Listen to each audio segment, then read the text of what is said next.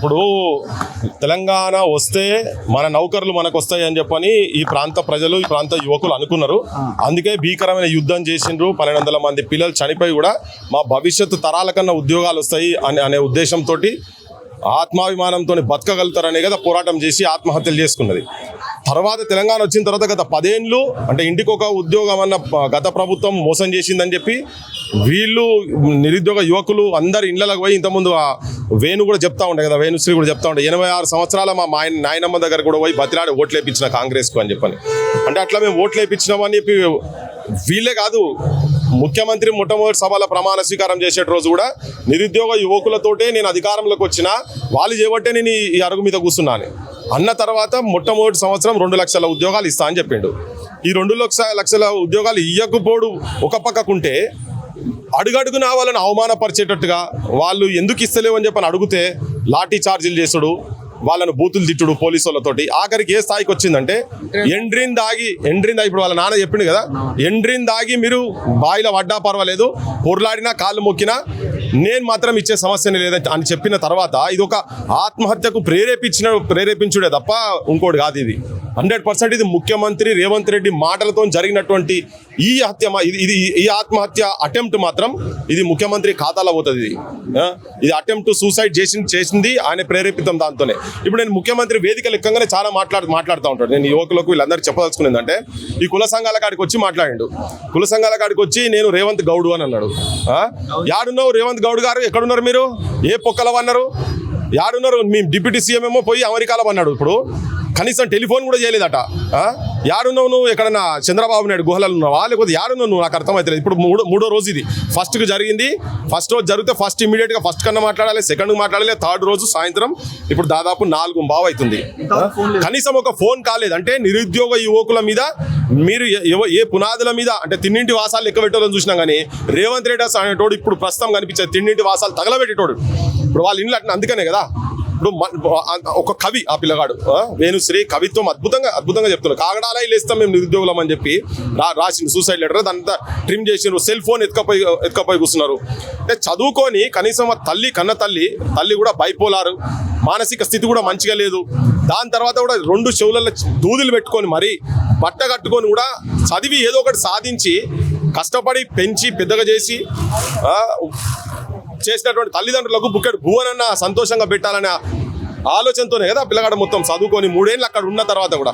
అంటే నేను నా దగ్గర ధైర్యం లేక కాదు, నేను నిస్సహాయ స్థాయిలు ఇస్తా అన్న తర్వాత ఇవ్వకుండా ఉండు కాక వీళ్ళని కుటుంబాలు ఇంకొకటి నాడు చెప్పే క్రమంలో కూడా కనీసం నీడ కూడా లేదు అని చెప్పని. నీడ కూడా లేదు. ఇందిరమ్మ ఇల్లు వాళ్ళ ఊర్లోనే 5 ఎకరాలు ఉన్నోళ్ళకు ఇందిరమ్మ ఇల్లు ఇచ్చారు కానీ కటిక పేదరికంలో ఉన్నటువంటి నాకు మాత్రం ఇయ్యలేదని చెప్తున్నాడు. నేను సావాలనుకున్నా 101 గోళీలు మింగినాను.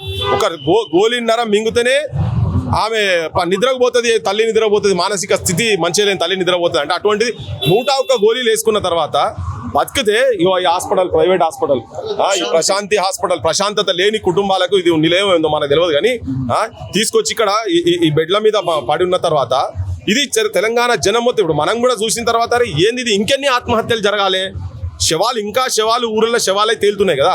ఇప్పుడు అకౌంటబిలిటీ అని చెప్పి మొన్న ఢిల్లీలో జరిగినటువంటి కాక్రోచ్ మూవ్మెంట్ వాళ్ళు కావచ్చు, జనరల్ యువతరం మొత్తం ఏదైతే ధర్మేంద్ర ప్రధాన్ రాజీనామా చేసే క్రమంలో ఈ ముఖ్యమంత్రి రేవంత్ రెడ్డి సిగ్గు లేకుండా బ్యానర్లు పెట్టుకొని రోడ్ల మీద తిరిగి అకౌంటబిలిటీ యువతరానికి నేను మంత్రి పదవి ఇప్పియాలని నేను ఇండియా కూటమితో కూడా మాట్లాడతాను తిరిగిండు కదా. ఇప్పుడు నువ్వు మేనిఫెస్టోలో 2 లక్షల ఉద్యోగాలను పెట్టినావు, నిరుద్యోగ భృతి అన్నావు. ఆ పిల్లాడు ఇంకో మంచి మాట ఏం చెప్పిండు అంటే job calendar, at least job calendar అని ఇస్తే, జాబ్ క్యాలెండర్ సంవత్సరానికి నౌకర్లు కనుక వస్తాయని చెప్పని మాకు ఉండేది ఉంటే ఒక 2 ఏళ్ళు 3 ఏళ్ళు మేము హార్డ్ వర్క్ చేస్తాం, రాకుంటే ఇంకేదైనా పనులకన్నా పోతామని చెప్పని అని అన్నాడు కదా. మరి ఇవన్నీ పెట్టిన తర్వాత నువ్వు అకౌంటబుల్, నీ పార్టీ అకౌంటబుల్, నీ రాహుల్ గాంధీ కూడా అకౌంటబుల్ కదా. మరి మీరు జవాబుదారీతనము మీకు కూడా ఉండాలి కదా. ఇప్పుడు నువ్వు కూడా రాజీనామా చేయాలి. ముఖ్యమంత్రి కూడా ఈ సంఘటన తర్వాత ముఖ్యమంత్రి కూడా రాజీనామా చేయాలి. ఎందుకంటే సెలబ్రేషన్ చేసిండు కదా, మొత్తం సెక్రటేరియట్ దగ్గర యూత్ అందరిని పెట్టుకొని స్టూడెంట్స్ అందరిని పెట్టుకొని సెలబ్రేషన్ చేసిండు కదా. ఇప్పుడు మరి నీకు అక్కడ ధర్మేంద్ర ప్రధాన్కి ఒక న్యాయం, నీకు ఒక న్యాయం ఉంటుందా? నువ్వు కూడా ఈ ఇష్యూ తోటి రాజీనామా చేయాల్సిన అవసరం ఉన్నది. మల్టిపుల్ ఇష్యూస్ ఉండొచ్చు, మల్టిపుల్ ఇష్యూస్ ప్రతి కుటుంబంలో సమస్యలు ఉన్నాయి, ప్రతి దగ్గర కూడా సమస్యలు ఉన్నాయి. కానీ సమస్యల కాడ సమస్యను పరిష్కరింపజేసుడు పోయి ఇది మన సొంతలో వచ్చి మాట్లాడితేనే వీళ్ళకు వస్తుంది. ఇంతకుముందు గతం కూడా ఆ పెన్షన్ రాక ఇక్కడ ఖమ్మంలో ఒక పోలీస్ ఆయన ఇంటి దగ్గర పోతే రాత్రి పైసలు పడ్డాయి ఆయనకు. ఇప్పుడు మరి వీళ్ళకి ఇన్ని 3 రోజుల తర్వాత కూడా మళ్ళీ ఇప్పుడు మన బోటోళ్ళం రావాలి ఇడికి వచ్చి మాట్లాడితేనే వీళ్ళకు ప్రాపర్ వైద్యం. అంటే వాడు ఇక్కడ పోని నిరుద్యోగులు అంటాడు, ఆడన్న పోని ఏమన్నా సావని అయిపోయింది. నేనైతే గడ్డ కూర్చున్నా అనే అభిప్రాయంలో ఉన్నటువంటి ముఖ్యమంత్రి మరి ఇప్పుడు నాకు ఈ జాపాన్ భాషలో చెప్పాల్సి వస్తుందో ఏమో. నేను ఆ జాపాన్ భాషల దీన్నట ఆయనకు ఇప్పుడు నేను మన జాపాన్ భాషలు అంటుండు కదా, జాపాన్ భాషల మాట్లాడుండ్రి అని చెప్తున్నాడు. అయితే ఆయనకు జాపాన్ భాషల దీన్ని అంటారట నిజుమాన్ కుంజినో కురియాట నాయన 2 లక్షల ఉద్యోగాలు ఇవ్వమని చెప్పి ఆ జాపాన్ భాషలు నీకు జాపాన్ భాష అర్థమైతే అని చెప్తా. నిరుద్యోగ యువకులారా మీరు కూడా ఆ కొరియన్ భాష నాకు తిరుగుతలేదు, నాలుగే తిరుగుతలేదు పాడై ఆ కొరియన్ భాషలో చెప్పుర్రి ముఖ్యమంత్రికి. ఈ ఆత్మహత్యలు ఆపమని చెప్పండి. తర్వాత ఆయన జర్మన్ భాషలో చెప్పండి. ఆయన హిట్లర్ కదా, హిట్లర్ వారసుడు అని చెప్పి ఆయనే మొత్తుకున్నాడు కదా. మంచి హిట్లర్ కాదు, జనం తిరగబడితే పైజాముడి పరుగు తీసింది అన్నట్టుగా నువ్వు కూడా చరిత్రలో భూస్థాపితం అవుతావు. నువ్వు ఇంకా కరెక్షన్ చేసుకున్నాడు అనేది నీతో జరగని పని అది. కానీ ఈ జపాను జర్మనీ భాషలు నేర్చుకొని బయట దేశాలు అన్నావు కదా, ఇక్కడ ఉన్న ఉద్యోగాలన్నా చక్కగా ఇయ్యి అని చెప్పని నేనైతే రేవంత్ రెడ్డిని. ఇంకొకటి ఇప్పుడు కొత్తగా నిరుద్యోగులు మళ్ళా పెట్టండి ఏంటంటే ఎండ్రిన్ రేవంత్ రెడ్డి ఆయనే ఎండ్రిన్ రేవంత్ రెడ్డి అని పెట్టండి. ఎండ్రిన్ రేవంత్ రెడ్డి కాడికి వెళ్ళి స్టార్ట్ చేయండి నిరుద్యోగులు ఏది మొదలు పెట్టినా. ఎందుకంటే ఇప్పుడు ఈయనకు ఒక బ్రాండ్ కావాలి భారతదేశంలో. ఈయన నిరుద్యోగ యువకులను ఎండ్రిన్ దాగి బాయిల పడమని చెప్పినంత గొప్ప నాయకుడు భారతదేశంలో నాకైతే ప్రపంచంలో కూడా ఉన్నాడో లేదో తెలియదు. కానీ తప్పులు సరిదిద్దుకుంటాడు, కానీ సావుండ్రని చెప్పేటోడు మాత్రం ఉన్నాడు. నీకు దాంట్లో అవ్వల్ స్థానంలో ఫస్ట్లో ఉంటావు అని చెప్పదలుచుకున్నాను.